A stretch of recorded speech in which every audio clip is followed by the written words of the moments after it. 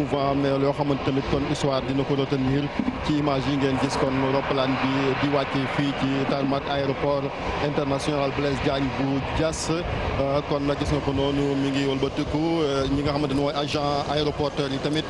di ko guider rek su ko defee kon fa nga xamante ne daal fa lañ ko nasal moom roppalaan bi mun mën fa tegu su ko defee kon mbir yi comme cérémonie protocolaire la laaj nag kon efficacité parce que kii di Ousmane Tanor Dieng mbiram diplomatie la jàng te ku ne diplomatie ne protocole moom moo tax kon moo doon laaj lépp sànq maa ngi leen ko doon wax sax ne roppalaan bi yegg si na bu yàgg wante mbiram protocole moo yëmbutoon moo tax ñu boole ko woon ko fële nga xamante ne mooy ci wàll wa ci aéroport bi bi mu yegg see nag kon ba lépp yem la daal di yegg si fii rek kon ci ginnaaw ngeen gis ko noonu alkaati yaa ngi toog taxaw sax di xaar rek roppalaan bi daal di taxaw doyen su ñëwee incha allah bu dépouille bi wàccee ñaari président yi ñëw ñoom it fekkee fi ñu koy wàccee ci roppalaan bi après hymne national bi dina am bu loolu weesoo nag fii benn discours rek lañ fi prévoir mooy boo xamante ni kon président de la république moom Macky Sall dina ko yëkkati ci hommage boo xamante ni kon dina ko rendre kii di président Ousmane Tanor Dieng du daw yaram. jërëjëf Chérif loolu nga wax noonu la avion baa ngi noonu bu tëgg ko ba taxaw ci la ñuy génnee Ousmane Tanor Dieng ci di Chérif bis bi ku ne war na ko bàyyi xel ci ni yàlla mooy dogal ci nit saa su ko neexee ak su ko neex yàlla mooy may nit lu ko neex lu ko neex waaye bis bi ku ne war na cee bàyyi xel Chérif te jaamu yàlla waaye doxali sa diggante ak nit ñi la yàlla moo leen jikko bu rafet xalaat ak yéene bu parce que yéene bu rafet ak jikko bu rafet moo fi indi nit ñi am na ci ñoo xam ne Ousmane Tanor Dieng bokkul ñëw leen mosu leen a gis waaye ñu ngi koy ñaanal fa mu tëdd tey ak di ko teeru tey ji bokk ci ñi ko indi loolu mooy li nga xam ni moo am. muy loo xam lu am solo parce que yaa ngi koy wax sànq mooy àdduna rek nii amul solo parce que boo xoolee ba muy dem tugal di faju ji ci coobareem la duggee ci roppalaan bi dem muy ñëw ñu def ko ci kees indi ko mooy li nga wax rek faw rek yenn saa yi tamit ñu fàttaliku daal bis li naan bakkan bu ñam dunu di nga ñam génn àdduna kon nag muy loo xamante ni lu métti métti la ci Sénégal moom président Ousmane Tanor Dieng di moment yoo xamante ni kon gis nga ko fii nag ñëpp teewee nañ rek bis bi nga xamante ni kon day delloo garde présidentielle bi laa gis nii. waaw ñoom la moom mooy garde ñëpp a ngi fi pour rendre waaw les honneurs militaires. nga xamante ni kon moom mooy président Ousmane Tanor Dieng parce que nekkoon na foo xamante ni kon jege woon nga trop militaires yi mooy ndax président de la république comme moom yore woon na wàllu service présidentiel et cetera fële ca palais ba moom Ousmane Tanor Dieng muy loo xamante ni kon bu ñu yegsee fii tamit ak lim def ci république ndomba tànk yi mu fi takk rawatina au conseil des collectivités territoriales bi mu jiite boo xoolee sax ci wàllu protocole kon à part président de la république président de l'assemblée nationale mooy kon troisième personnalité bu état bu Sénégal ñu toftal ci kon présidente du conseil économique social ak environnemental muy loo xamante ni kon daal jaroon na ko yeyoon na it bis bi loolu waral kon tey rek roppalaan bi mi ngi nii kon ñu yegg si ci bis bi nga xamante ni kon moment yu historique la fii ci aéroport international Blaise Diagne bi des. Merci beaucoup Chérif, je pense que l'avion vient de s'immobiliser sur le tarmac de l'aéroport. Nous avons en face de nous la garde présidentielle et tous les corps d'armée qui viennent aussi rendre un hommage vibrant à M. Ousmane Tanor Dieng, qui fut le président du Haut Conseil. Je pense aujourd'hui c'est un hommage mérité de la nation à un de ses fils, un homme loyal mais aussi un homme de cœur. Mais surtout des discrétions, Chérif. Tout à fait, doyen. Les témoignages ont été unanimes depuis le rappel à Dieu du président Ousmane Tanor Dieng ce lundi à Bordeaux. Donc, vous assistez, mesdames, messieurs, là, à l'arrivée de l'avion transportant la dépouille du président Ousmane Tanor Dieng. Donc, certainement, ceux qui ont été avec lui, surtout les autorités qui ont été dépêchées à Paris pour rapatrier le corps, vont descendre d'un instant à l'autre donc des pieds de l'avion. Il s'agit notamment du ministre de l'Intérieur, Aly Ngouille Ndiaye. Vous l'avez vu hier à Paris lors de la levée du corps du président Ousmane Tanor Dieng. Il y a également son compagnon de parti, Serigne Mbaye Thiam, qui est le ministre de l'eau et de l'assainissement et d'autres personnalités. Hier à Paris, vous l'avez vu rappeler, son ami aussi, le président Abdou Diouf, a tenu à assister à la levée du corps du président Ousmane Tanor Dieng, tout comme l'ancien président de l'IAAF, Lamine Diack. Donc, vous voyez là donc ces deux agents aéroportuaires qui sont donc chargés d'ouvrir la porte de l'avion d'un instant à l'autre. Donc les autorités vont descendre. Donc vous assistez là.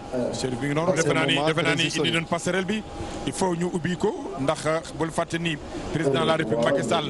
daf ni woon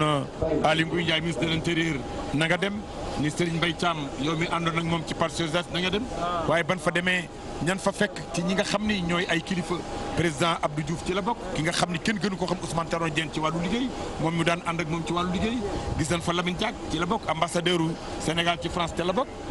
André Guillabert aussi ca la bokk ñoom ñëpp ci lañu bokk ay Christian Valentin xaritam gis nañ ko rongo ñi nga xamante tour na ko fa démb ñoom ñëpp ci lañ bokk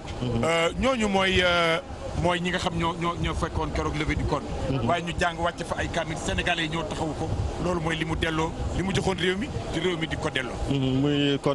ni nga ko waxee noonu la cercueil bi nag xëy na ci sud bi lay génnee wala ci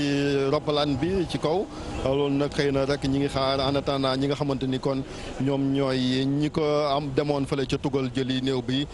génn rek ci roppalaan ngir ñu xam yaa ngi ko doon wax sànq muy loo xamante lu am solo muy mesures yi ci autorités yi jël ndax koo xamante ni Abdou Diouf ci boppam min fi wax moo doon wax ne ku def lu rëy am lu rëy donc muy loo xamante ni kon buñ sañoon nag neneen lay doon doyen dañ koy fàttali wante nag nii la ko yàlla bëggee kon dañ koy nangu rek dogal bi ñaanal ko moom la gën a soxla nag fi nga xamante ni kon moom mooy bisab tey bi moom président Ousmane Tanor Dieng donc daanaka réglage yu mujj yi rek moom moo ci des kon ci roppalaan bi laata kilifa yi di génn kon gis nga leen noonu ñu ngi noonu di wàcc ñu ngi noonu di wàcc gis naa ci ay militaires yu wàcc benn militaire buy wàcc noonu te Chérif gis nga moo tax àddina ku yebbu def lu baax dëgg la démb madame le ministre Aminata Mbengue Ndiaye mi ngi koy wax ak El Hadj Mansour Mbaye ni président Abdou Diouf nee na du mën a ñëw ànd ak rob bi tey waaye dina ñëw jaale si ànd ak soxna xam nga moom nag dafa commencé âge beeg yooyu waaw dem ak dikk du leen yomb noonu dafay la fekk loo xamante pour ñu ñëw day waaj nga tax gis nga ko sa dem ba mu ñëw foofu xëy na waaw ñàkk mën a ñun ñàkk teew rek moo waraloon xëy na mënutoon a ñàkk teew foofa muy moom it ñu ñaanal ko yàlla rek mu guddal fanam moom président Abdou Diouf ndax ñaar fukki at jiite na ko réew mi ci Sénégal ànd ci ak kon moom président Ousmane Tanor Dieng moom mi nga xamante ni kon ñi ngi xaar rek ci ay simili yu néew ñu daal di rek wàcce néew bi fii laata ñu koy delloo ndukkal muy ay réglage yoo xamante ni kon mënut a ñàkk ci wàllu dem ak dikk ndax rek comme ni ñu ko waxee day bis boo xamante ni bëggun mu am kuwaak ci wàllu protocole ak organisation xëy na moo tax ñu bëgg rek lépp daal di tegu ci yoon famille bi waaw gis naa tamit ñeene ñu ngay jóge ca kii ba même famille bi tamit ñu nga ne waaw ñu ngay muuru muy sët yi ak doom yi ak doom yi jarbaat yi ñoom ñëpp gis naa leen ñuy dem mais Chérif gis nga li nit war a def gis nga réew mi ñëpp a ngi ni teg fi ñu toog delloo sunu ba xel ci yàlla jot na waaw bàyyi xel sunu borom jot na bàyyi suba sunu xel ca la bokk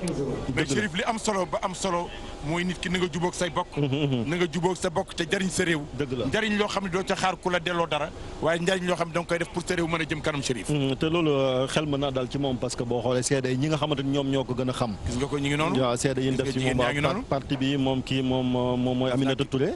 moom mooy présidente conseil économique social ak environnemental moom xam naa moom it dina am lu ko métti kii di président Moustapha Niass moom mooy président assemblée nationale ñi nga xam ni ñu tanoon di ñëw ci présidence de la république fekk na ko fa ñu nekk ay mag tey ji yàlla na ko fi yàlla yàggal bu baax a baax muy borom xam-xam moom it un grand serviteur de l'état moom ak Djiboka moom ak ki nga xam ni mooy Bruno Diatta bari na ñeneen ñi fi nekkoon ñoom màggatloo xam nga ko xam nga ñoom Assane Seck xam nga ñoom Alioune Badara Mbengue xam nga ñoom ñëpp ay nit lañu ñoo xam ni taxawoon nekkoon nañ ci réew mi am fi taxawaay ba tey ñi ngi ci biir suuf Ousmane Tanor di leen fekki yal na yàlla oyofal suuf ci seen kaw te yokk yërmande te rek ci njaboot gi loxo loolu moom rek lañ ko ba deseel ak ñaan yi nga xam ni moom la ko nit ñi di ñaanal amiin ngeen gis ko noonu kon kilifa yi teew fii rek ci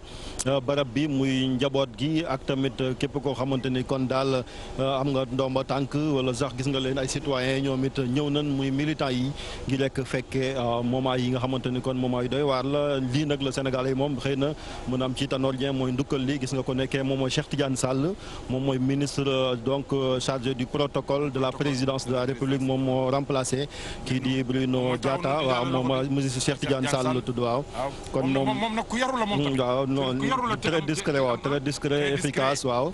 ndax métier yi moom lii la laaj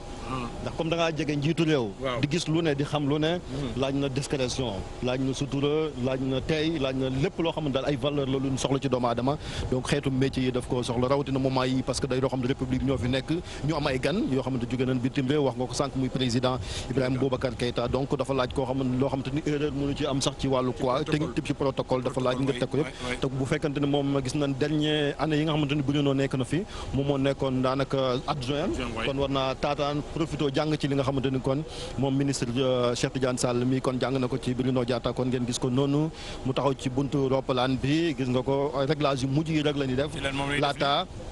waaw il faut lépp yemb laata rek ñaari président yi kon moom président Moustapha Niass moom it moom ñoom Aminata Mbengue Ndiaye waaw moom ba tey ba mu jiite jigéenu parti socialiste vraiment kii ñi ko formé la bokk ñi ko formé la bokk pionnière yi la bokk moom dafa màgg ci kanamu Aram Diène ak ñooñu ak ñi nga xam ne ñoo nekkoon parti socialiste ay Caroline ñoom ñëpp fekk na leen ak ñoom may mun a kan ñoom ñëpp fekk na leen ñuy boroomi xam-xam di jigéen nekk ak moom tàggat ko tey ba mu mën a nekk tey ci taxawaay boo xam ne nit nañ ko naw ci wàllu woowu waaw muy moom soxna Aminata Mbengue Ndiaye kon muy jëwriñ ji dénk wàllu napp gi gis nañ ni moom it ku jege woon Ousmane Tanor Dieng la moo tax bi ñu ñëwaatee ci pouvoir bi ànd ci Benno Bokk Yaakaar ak président Macky Sall moom it daanaka ba léegi mi ngi takk ndomba tànk ci gouvernement bi daanaka moo fi yoroon élevage bu tabaski daa jot kon ñi ngi koy waaj mbiram xar yeeg yu ni mel mu am ci taxawaay bu am solo après nag remaniement bi mujj ci lañ ko jox ndomba tànk ministre de la pêche moom mu daa défendre Ousmane Tanor Dieng baax gis nga crise bi fi amoon ba temps yi passé ci 2015 jàpp 2016 après référendum bi moom il défendait Ousmane Tanor Dieng nekk ci wetam moom mi nga xam te ne voilà ñoom Aïda Sow Diawara ñoom Aïda Sow Diawara yaa ngi koy wax sànq ak Abdoulaye Wilane ndax xaw ma ndax yegg si na wam déet koor bi xam naa ci chute bi la nekk ñi ngi koy wàccee moo koor bi de l'autre côté la nekk ci chute bi ñu koy wàccee rek xam naa ci sutura moom koor bi ngeen gis ko noonu ñoom Aly Ngouille Ndiaye ma nga ne moom it mooy wàcc noonu waaw moom mooy le ministre mook Serigne Mbaye Thiam ñooy wàcc noonu ñoom ñu ànd ñoom ñoo jëli woon waaw ñoom ñoo jëli woon koor bi kon mais nag lii président de la République def aussi jar na wax parce que nit aussi ànd ak nit mënoon noonu xool sax mu ñëw waaye ànd ak nit delloo ko njukkal ci li mu ànd ak moom bul fàtte ni Chérif ci bi muy ànd ak moom bi nu àndee Benno Bokk Yaakaar dañuy àndandoo yéeloo defandoo ensemble lu ci nekk dégg na ko ci du nekk def ko muy ànd ak moom ba pare def ko un conseil avisé lépp loo xam ne lu nu war a def la bu heure bu ci laajee Ousmane Tanor Dieng xalaat bu ko jëfandikoo muy xalaat bu rafet muy jëfandikoo bu rafet waaw foofu moom moo tax Macky Sall ci wàllu politique moom xëy na xarañ na fa ci wàllu woowu parce que comme ni nga waxee muy coalition boobu di Benno Bokk Yaakaar ni mu ko téewee maanaam dans l'histoire du Sénégal nee nan amul coalition bu gën a yàggee ni nga am ku mel ni Ousmane Tanor Dieng am ku mel ni Moustapha Niasse sa wet ñu lay conseil ngeen ànd boobu ba léegi tasaaroo amut te Ousmane Tanor Dieng dafa joué rôle bu am solo ci réélection Macky Sall mi mooy li nga wax mooy parti socialiste déjà position bi ñu jël parti historique la jiite réew mi pendant 40 ans nga jël décision ne ñun du dem élection bi ba dañuy cohérent maanaam voilà maanaam jaawale woon Macky Sall bu ëllëg nag lu am ñoo xam mais buñ ko falee pare ñun mën nañoo xoolaat mais li ci war mooy boo xoolee ci campagne bi mook ci caravane Macky Sall la bokkoon guddeeg bëccëg voilà guddeeg bëccëg ñu doon ànd rek di dem kon muy loo xamante ni kon bis bi nag kon Macky Sall lii bu ko defee daf koo war ndax kii di Ousmane Tanor Dieng ji na ko kon koor baa ngi noonu ci drapeau bi ñu ngi ko yëkkati ñu ngi ko teg ci li nga xam ni mooy oto yi nga xam ni mooy ñëw di transporter moom ñu ngi ko ci teg noonu ñu ngi ko teg noonu waaw ngeen gis ko xam nga foog ñu indi ko ak raaya militaire yi tamit voilà mooy raaya réew mi dañ koy defar ni yooyu yëpp tamit dañ ko ci teg pour mu bañ a naaw comme fi ngelaw dafa bëri ngeen gis noonu su paree nag militaires yi ñooy téye koor bi ñoo koy yenul seen bopp parce que comme ni nga waxee nii hommage la boo xamante ni kon hommage militaire la kon koor boobu noonu drapeau Sénégal bi nga xamante ni moom it yàgg nañ ko wayal fu nekk waaye liggéeyal na ko liggéey boo xam ni manoore bu ne indi ci réew mi te moom ci la bokk dëgg la muy lu am solo ñu wóorale ko drapeau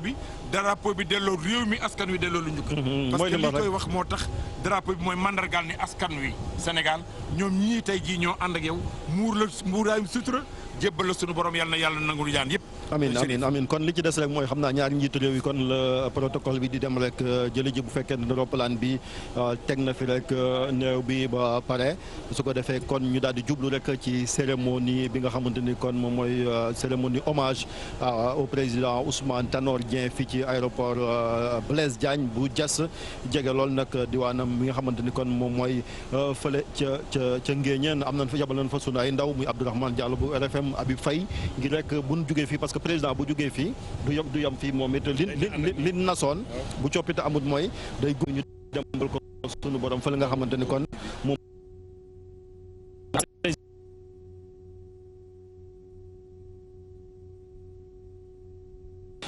dana am ci kanam incha allah dinañ ci am li nga xamante ni kon